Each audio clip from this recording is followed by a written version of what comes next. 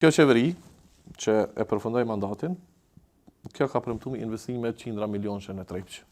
E ka përfunduar të mos ja jap pagat. Të futemi në partneritete publiko-private. Për Trepçën nuk kemi as edhe një numër të asaj se sa duhet investuar, sot shesim nxehje të papërpunuara me kosto minimale. E para që duhet bëhet, duhet me ju hjek disa barë Trepçës, një prej barëve kryesore apo kostove më të mëdha operative që ka Trepça është çmimi i energjisë elektrike. Ne duhet me gjetë modele që Trepçën e lirojnë nga kjo barë. Nuk po them ju fal energjia elektrike, po duhet me shiku mundësinë që Trepça të furnizohet dhe të jetë konkurruese duke pas energji elektrike cila nuk e pagun.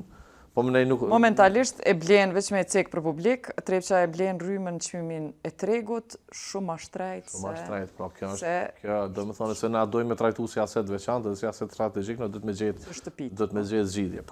Problemi kryesor është që Trepçës nuk e, si më thonë, aset produktet e Trepçës nxehet, janë të pavalorizume. Domethënë shiten kështu, si me thonë, vetëm si bazike, pra pa përpunim. Ajo që ne duhet me pa është me pa gjitha mundësit që i ka Trepça, apo gjitha asetet që i ka Trepça, nxehet që i ka Trepça dhe të shikohet mundësia pastaj e rritjes së kapacitetit përpunues. Kjo qeveri që e përfundoi mandatin, kjo ka premtuar investime qindra milionëshe në Trepç.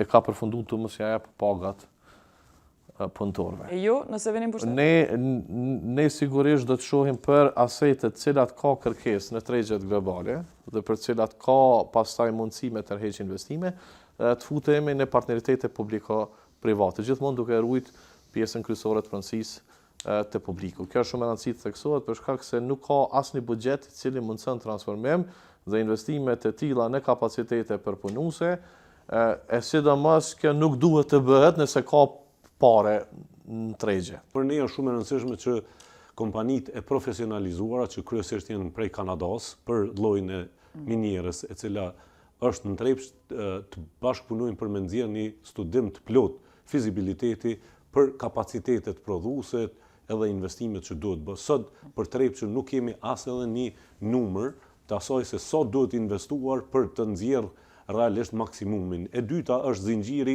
i finalizimit të produkteve. Ne sot shesim nxehje të papërpunuara me kosto minimale vetëm për shkakun që s'kemi zinxhirin e dytë të përpunimit metaleve, e cila mandej mund të shitet si produkt final në tregun e përgjithshëm. E treta është ekspertiza që duhet patjetër, nuk mundet një drejtor ekzekutiv i Trepçës që të menaxhoj procesin e momentit të shitjes edhe përcjelljes bursës së metaleve.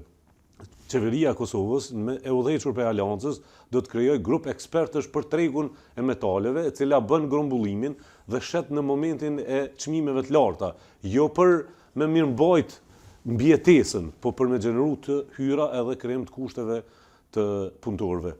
Zgjidhja është privatizimi nëpërmjet modelit publiko-privat në kuptimin jo privatizim si privatizim, po aset i shtetit në partneritet me investimet e huaja, dhe gjithashtu mirëkuptimi prej Bashkimit Evropian tërheqje për investime. Për kapacitetin energjetik që i nevojitet shkritorës, neve na duhet patjetër me pas një termocentral të gazit vogël vetëm për Trepçën,